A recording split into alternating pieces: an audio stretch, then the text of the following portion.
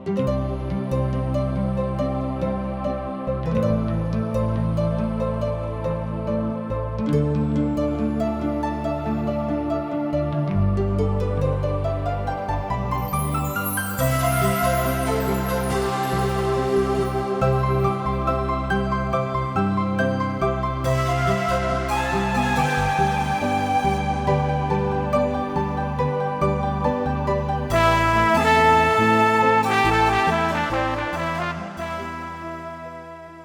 जिंदगी हमके एक के बार मिलेला। जिंदगी बहुते अनमोल हवे। अगर ए जिंदगी के जैसन जिए के चाही वैसे ही नहीं जियत त जिंदगी नीरस हो जाई। यही खातिर जिंदगी के राह कार्यक्रम प्रस्तुत करता कि आपके परमेश्वर के रास्ता में आगे बढ़े में मदद कर सके और आप सब मस्त जिंदगी जी सकें। कृपा करके देखी सुनी जना से परमेश्वर आपकी जिंदगी का रास्ता बतावे वाला ठहरस।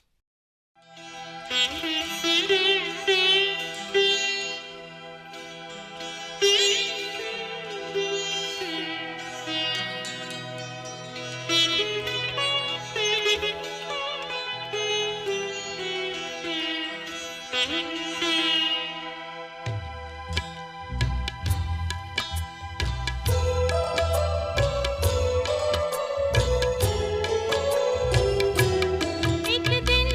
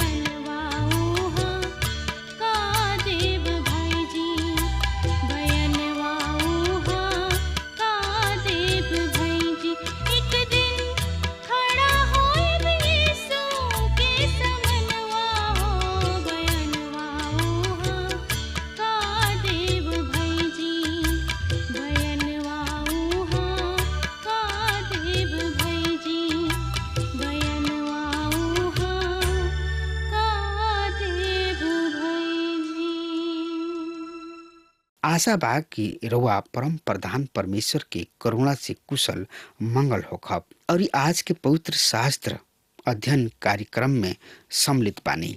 एकरा से पहले कि हमनी के आज के अध्ययन कार्यक्रम के शुरू करी जा, हम अपना श्रोता भाई बहन सब के बता दी कि एह दिन में हम पुराना नियम से मीका नामक किताब के अध्ययन कर रहल बानी जा और ए किताब के नाम एकर लेखक मीका के नाम पर बा। ई केवल 7 अध्याय के एगो छोट किताब ह और एक किताब के मुख्य विषय ह के बा जे यह परमेश्वर के समान बा, अर्थात न्याय, नबूवत, वाद विवाद तथा क्षमा करे में के बा, जे यहाँ यह परमेश्वर के समान के बा। किताब के शुरू करे से पहले हमनी के एक और रूपरेखा तैयार कर ली जा, जौना से कि हमनी के एकरा संदेश के स्पष्ट रूप से समझ बुझ सकब जा। वैसे हमनी के पिछला कार्यक्रम में एकरा रूपरेखा के विषय में रुआ के दर्शौले रही, पर आज हम फिर एकरा रूपरेखा के सामने किताब के पेश करे चाहब ताकि रुआ एक किताब के अध्ययन के सरलता पूर्वक समझ सकी। त आज के शीर्षक ह के बा जे परमेश्वर के समान बा। यदि रुआ चाही त ध्यान पूर्वक सुन सकतानी और चाही त रुआ अपना डायरी में लिख सकतानी।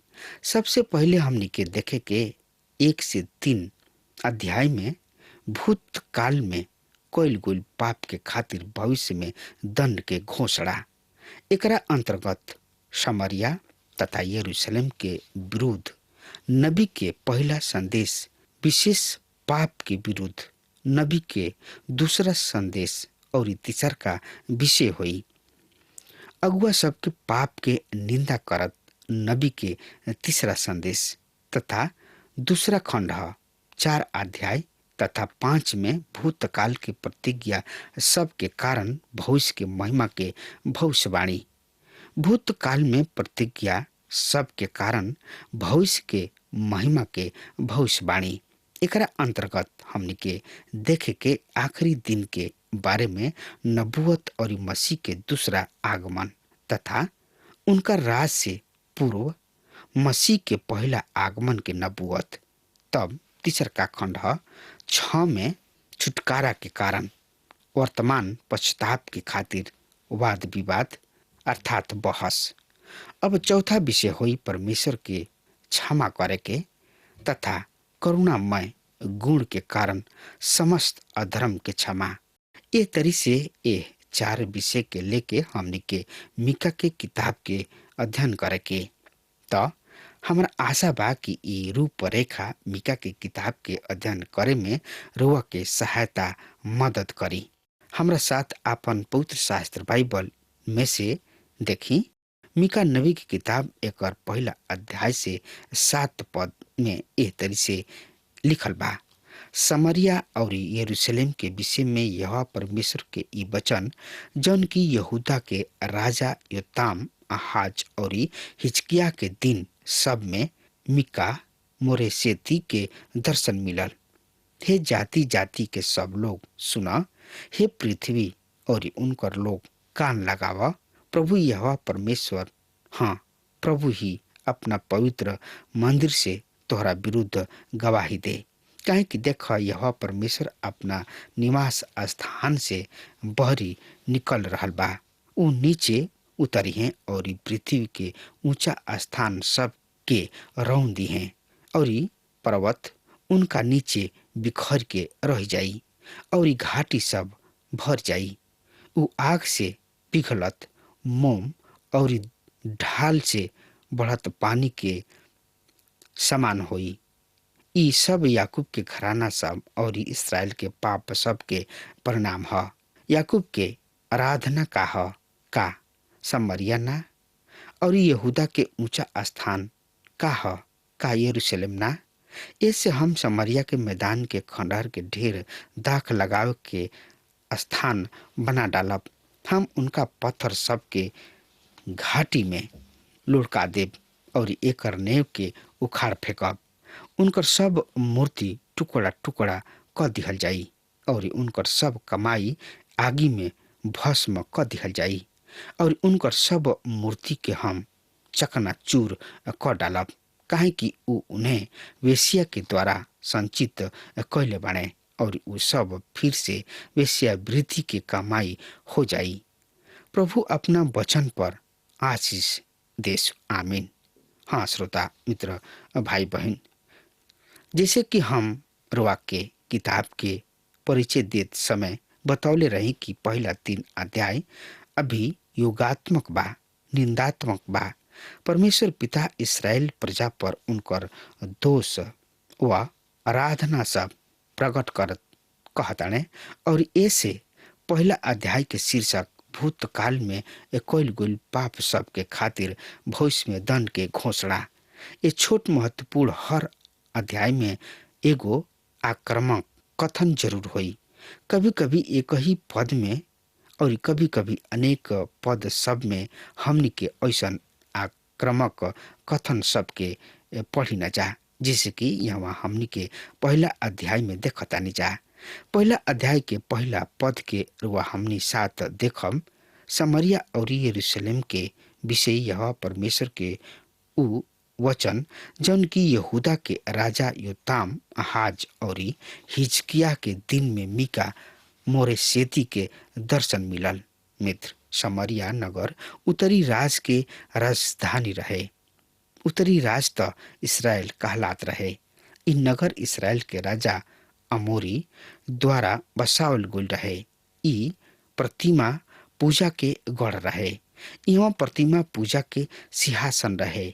आहाज तथा इजाबेल बाल देवता के मंदिर के स्थापना करे द्वारा एकरा के औरी भी अधिक प्रसिद्ध या एकरा के ये तरी कहीं कि विख्यात बना देले रहन। समरिया नगर के स्थिति बड़ सुंदर है, पर आज वहाँ केवल खंडहर ही देखे के मिलता और ई उजाड़ खंडहर मीका नबी के नबूवत के समय के गवाही देता, जौन की उ समरिया के विरुद्ध के रहे। समरिया मीका नबी के नबूवत के अनुसार यथा शब्द नाश क दिहल गईल और जौना समय यहोवा परमेश्वर के ई वचन मीका मोरेशेती के पास पहुंचल, ओ समय दक्षिणी राज यहूदा पर योताम, आहाज तथा हिजकिया राजा राज के करत रहले। मीका मोरेशेती के अर्थ बा कि मीका गात के मोरेशेती ग्राम के निवासी रहन, जौन की यरूशलेम से दक्षिण पश्चिम के ओर रहे। यद्यपि उ यहूदा राज के निवासी रहे और उ दोनों राज्य सबके संबंध में नबूवत कैले, पर उनकर मुख्य उद्देश्य उत्तरी राज के खातिर रहे। सो आई देखल जाओ नबी के पहला संदेश सीधा समरिया के संबंध में रहे, पर ई यरूशलेम तक पहुंचता। दूसरा पद के देखी, मीका नबी अपन संदेश शुरू करताड़े। हे जाति जाति के सब लोग सुना, हे पृथ्वी और उनकर सब लोग कान लगावा। प्रभु यहोवा परमेश्वर, हाँ प्रभु ही अपन पवित्र मंदिर से तोहरा विरोध गवाही दी है। मित्र, संदेश सब लोगन के खातिर बा, जौन में रुआ भी शामिल बानी। आज रुआ चाहे कतही भी होखी, मीका के पास रुआ कीने रुआ और हमरा खातिर संदेश बा। हे जाति जाति के सब लोग सुना। अन्य नबी सब एगो मशहूर या एगो विशेष परिस्थिति के खातिर संदेश दिहले और उनकर संदेश समय के साथ लुप्त ही हो गईल, पर मीका के संदेश हमनी के समय से भी संबंध बा, कहीं कि उनका में कुछ विशेष सिद्धांत पावल जाला। मीका मानव सरकार के दर्शन पेश कर रहल बाणे। सही में सरकार के स्वरूप महत्वपूर्ण नइखे। उ तानाशाह होखस या प्रजातंत्र होखस, महत्वपूर्ण बा शासक के चरित्र। यदि तानाशाह उत्तम चरित्र के व्यक्ति बाणे त उ एगो बढ़िया सरकार दे सकताणे।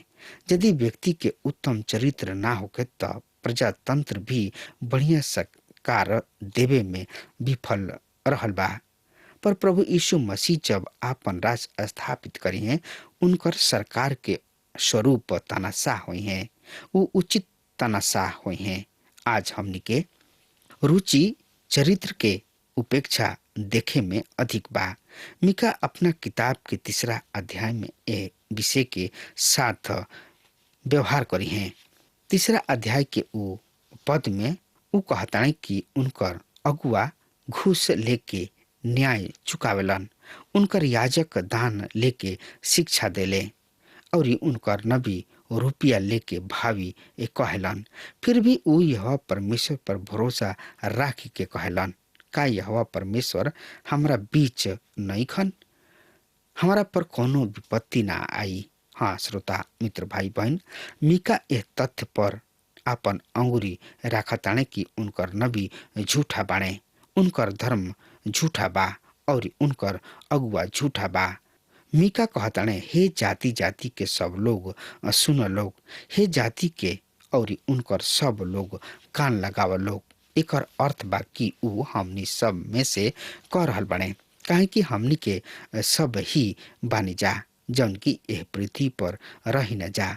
फिर मिका कहताने, प्रभु परमेश्वर, हाँ प्रभु ही अपना पवित्र मंदिर से तोहरा विरुद्ध गवाही देस। एकर अर्थ जौन की कुछ मिका कहे जा रहल बने, उनकर गवाही वो प्रभु यहोवा परमेश्वर के बना रहल बने। पवित्र मंदिर से यहाँ तात्पर्य बा सड़क।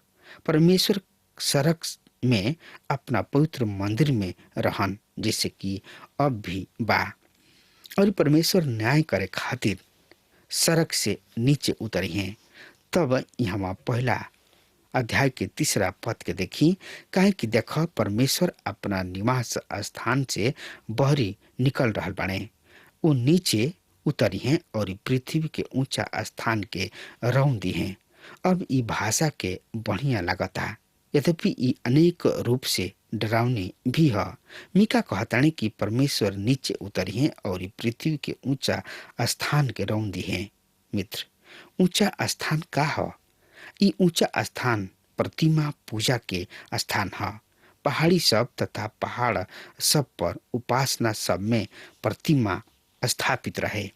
यहाँ तक कि ओह दिन सब में नगर भी ऊंचा स्थान पर बसावल जात रहे। समरिया तथा यरूशलेम दोनों नगर पहाड़ सब पर स्थापित रहे। प्रभु यीशु मसीह कहले कि जौन नगर पहाड़ पर बसल बा उ छिप नहीं कह सकत, और ये तरी अपना चारों ओर के क्षेत्र पर नगर के महत्वपूर्ण प्रमुख रहे। और जब कोनो नगर सरकारी रूप से महत्वपूर्ण होके, राजा के राजधानी होके, तब तो उनका प्रभाव न केवल आसपास के क्षेत्र पर पड़ता, वरन समस्त विश्व पर एकर प्रभाव पड़ता। साथ ही नगर पर पड़ल अपराध सब के भी एक केंद्र होला। और ऐसे परमेश्वर दंड के साथ सड़क से नीचे उतर रहल बने, उ पृथ्वी के नीचे ऊंचा स्थान के रौंदी हैं। तब चौथा पद में हमनी के पढ़तानी जा कि और पहाड़ उनका नीचे पिघल जाई और घाटी सब फाट जाई, उ आग से पिघल मोम और ढाल से बहुत पानी के समान हो जाई। हाँ मित्र, ई पद ज्वालामुखी तथा भूकंप के ओर संकेत करता। हमके न्याय सब की किताब तक यही तरीके भाषा के प्रयोग होत देखतानी जा। उदाहरण स्वरूप भजन संहिता 18 अध्याय 7 से 10 पद यहाँ एक तरी से लिखल बा कि तब पृथ्वी डोल गई और कांप उठल और पहाड़ सब के नेव कंपित होके हिल गई, काहे कि उ क्रोधित भइल रहन।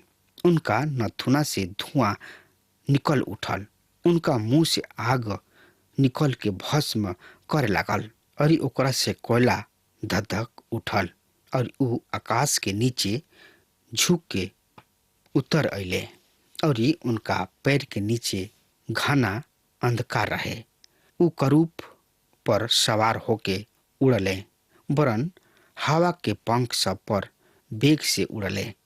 अब यद्यपि ई भाषा उच्च स्तर के अलंकारी और भयानक भाषा बा, पर ई घटना के वास्तविक चित्र दर्शन में सक्षम बा।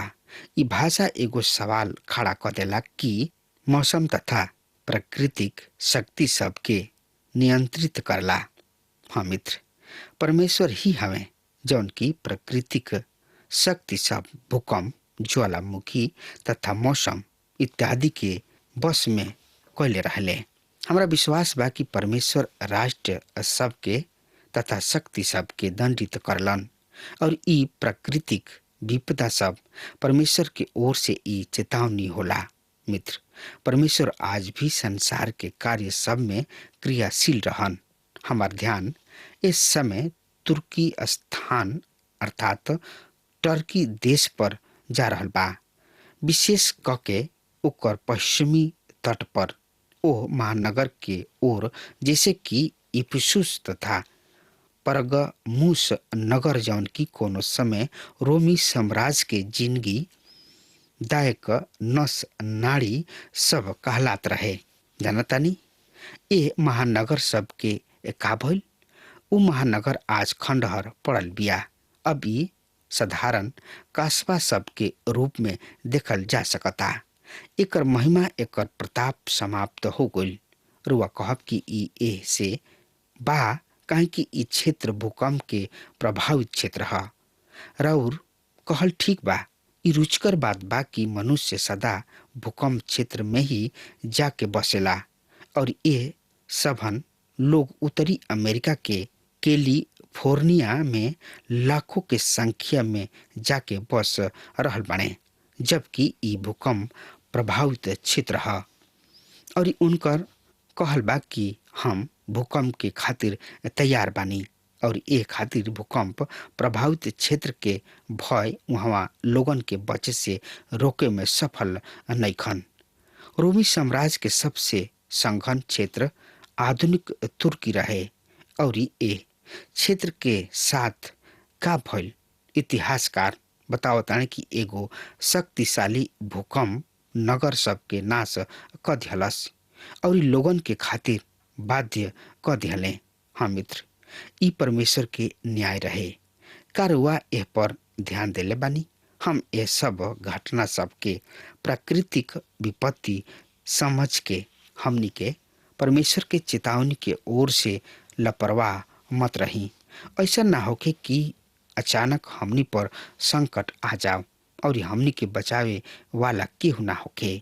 बुद्धिमानी एह में बाकी ए जौना प्रकृति के देख के परमेश्वर के चेतावनी समझ के हमनी के सावधान रह जा और अपना जिंदगी पर विचार कर जा। परमेश्वर पिता यहाँ आपन न्याय दंड के विषय में स्पष्ट करताने। आई 5वां पद के देखी जा। मीका नबी की किताब ओकर पहला अध्याय के 5 पद। ए पद में ऊ कहताने, इस सब याकूब के अपराध सब और इस्राएल के घराना के पाप सब के परिणाम ह। याकूब के अपराध का ह? का समरिया ना? और यहूदा के नीचे स्थान का बा? का यरूशलेम ना? परमेश्वर के वचन यहाँ स्पष्ट करता कि जौन कुछ भी यहाँ भइल उ सब याकूब के अपराध तथा इस्राएल के घराना के पाप के परिणाम ह। रुआ ध्यान दिले होखब, उ राजा सबके तथा उनकर राजधानी सब दोनों के संबोधित कर रहल बाने। इस्राएल के राजधानी समरिया तथा यहूदा के राजधानी यरूशलेम अथवा याकूब। फिर उ कहताने याकूब के अपराध का ह? दूसरा शब्द में याकूब के पाप के उत्तरदायित्व के ह?